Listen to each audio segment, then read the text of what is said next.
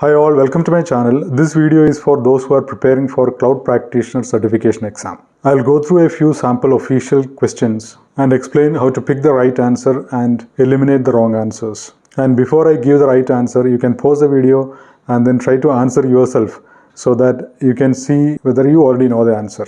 Okay, let's begin.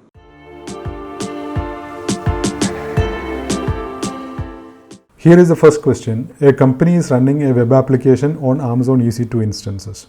The company wants the application's compute capacity to automatically adjust to meet customer demand. Which AWS service or capability can you use for this requirement? So these are the answer choices. See if you can find the correct answer. Okay, so which are the keywords here? Keywords here are there is an application running on Amazon EC2 and you want to automatically adjust the compute capacity or basically automatically adjust the EC2 capacity. You can do that only by using EC2 auto scaling. None of the other services, Compute Optimizer or Launch Wizard or App Config, can be used for that. Compute Optimizer, you should be aware, it actually analyzes compute usage and makes recommendations for your workloads. It can analyze Lambda, container and EC2 workloads. But here that won't help because your application is already running in EC2 instance and you want to increase or decrease the capacity. You want to automatically adjust the capacity. That can be done only by auto scaling. One more thing, in Cloud Practitioner, the answers will be like commonly used services. If you see answer choices like Launch Wizard or App Config, most likely they will not be the answer. So here EC2 auto scaling. Okay, let us see the next question. A company wants to improve the overall availability and performance. So overall performance they want to improve for its applications that are hosted on AWS. Which AWS service should the company use?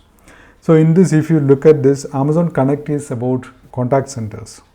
It makes it easy for any business to deliver the contact center service. So that cannot be the answer here. Lightsail, it's a platform which is provided for developers with the compute, storage and networking capacity and capabilities to deploy simple small web applications. And storage gateway is about storage. You can use hybrid cloud storage service that gives you on-premise access to virtually unlimited cloud storage. You can access the S3 storage from on-premises. So that also cannot improve the overall availability and performance of your applications. Here the answer is Global Accelerator, which actually uses the AWS Global Network to route traffic to the optimal regional endpoint based on the application health, client location and other custom configurations. It helps to increase the availability and performance of application hosted in AWS. So answer is Global Accelerator. Which AWS cloud service should be used to run a self-managed relational database? This is important here, self-managed relational database. That means it is not RDS. RDS, DynamoDB, Aurora, all these are AWS managed database services. So if you need to have a self-managed relational database, you have to install the corresponding software packages in EC2. So that is the only way you can do that. Route 53 is a DNS service, nothing to do with database. Elasticache is a distributed in-memory data cache. It is not a full-fledged database. DynamoDB is a database, but it is not self-managed. It is managed by AWS. So EC2 is the answer.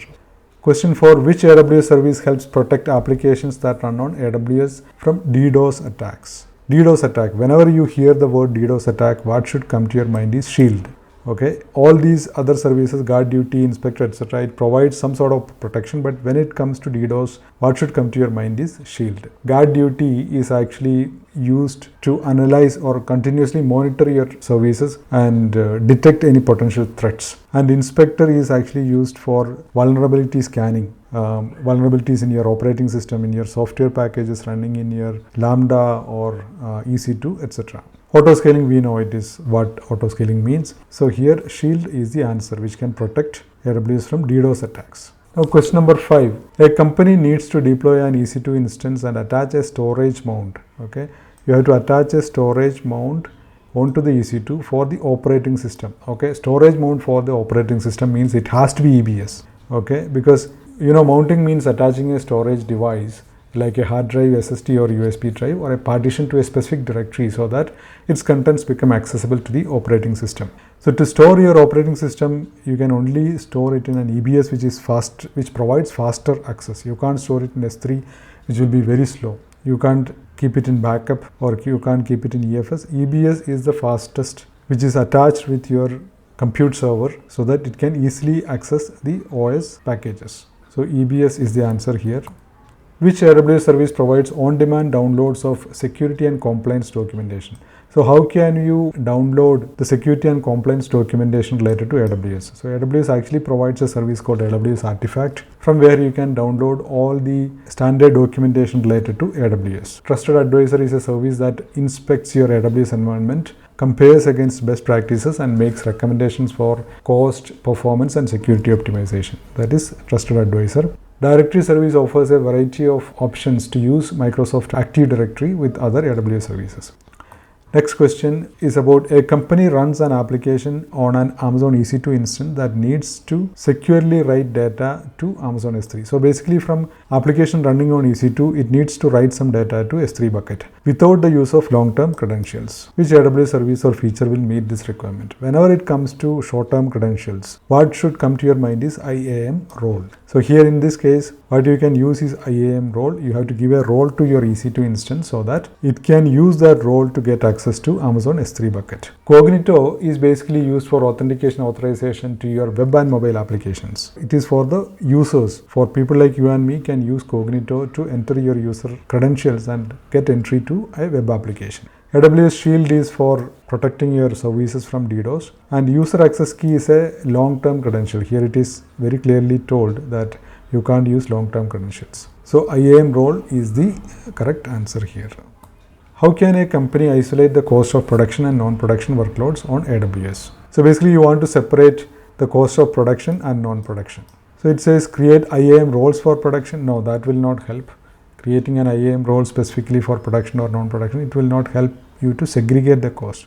Use different accounts for production and non-production. That can be used for segregating your cost. Use Amazon EC2 for non-production and other service for production. This is an absurd suggestion. This will not work. Use Amazon CloudWatch to monitor. CloudWatch does not provide information about cost and isolation of cost for different workloads. So the answer is B. Use different accounts for production and non-production expenses. Question number 9. A user must encrypt data. Okay, this is the keyword here. That is received, stored, and managed by AWS Cloud Trail. Which AWS service will provide this capability? For encryption of data, you need a key to encrypt the data. So who will provide the key? AWS KMS or Key Management Service. So here the answer is KMS. Secrets Manager helps to securely encrypt, store, and retrieve credentials for your database and other services. However, it does not provide encryption for CloudTrail. Systems Manager, also same thing, it cannot provide encryption for your CloudTrail. And ACM actually, or AWS Certificate Manager, actually manages SSL TLS certificates. It can't provide encryption. For encryption, whenever you see the word encryption, what should come to your mind is KMS or Key Management Service. Here is the last question for today. Which AWS service adds speech-to-text capabilities to applications? Speech-to-text is always transcribe. Somebody is scribing, somebody is writing, right? Transcribe is for speech-to-text. If it is text-to-speech, it is poly. If it is to extract handwriting, letters, and digits from a scanned document, it is textract. And comprehend is used to derive insights from any long documents. So here the answer is Amazon Transcribe. Okay, that's it for this video. I hope you enjoyed this one. I'll be back with more useful videos related to AWS. Please consider subscribing to this channel. Thank you. Bye.